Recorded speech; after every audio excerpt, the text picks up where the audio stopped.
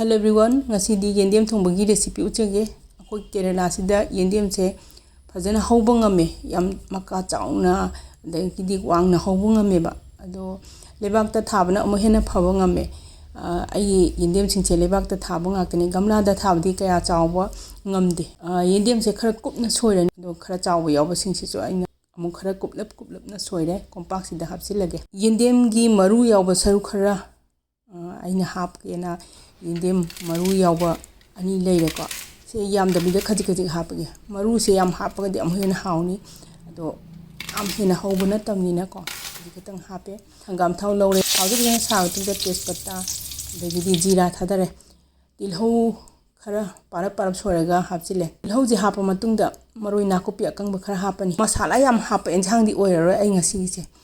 khara dum chamlapna thongi tawne hing powder khara hapchilani moi singche phajana ngauminara matungda tilhauze mule maroi nakopi su mule matang se ngasagi yendem asobe singche hapchilani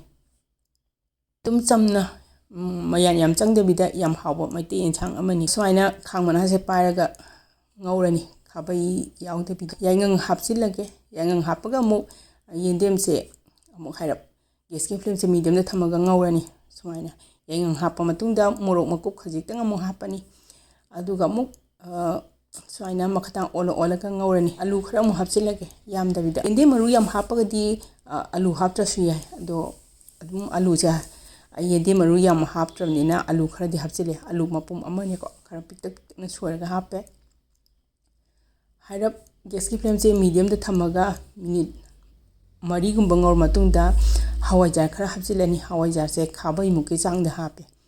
ado hawaijar ja hapchile matungda makhum khumjilaga sohalani ai mahi amta hapte yendem dagi tholakpa isingdo mahi do aduna enchang mahi oiraga dum ngaurini chanaba changda thum hapa matungda mo chawrakna minute ahum mari gumba mo ngaugige gas ki flame se medium da thamaga hoje yendem che phajana mulle habdi phajana pathagare ko alu sisu mulle enchang se khara nangnaba alu amani khara takhairani mahi se pangam yam davida hapage mahi yam langna thongdong nate ko si enchang si de aduna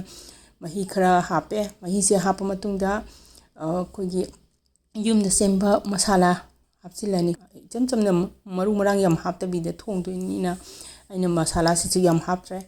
minute manga gumba gas ki flame che lo da thamaga sola matungda phadigom makho khara hapchilani phadigom makho haplaga minute makhai mu cholo matungda gas ki flame che muthalani aduga phadigom mana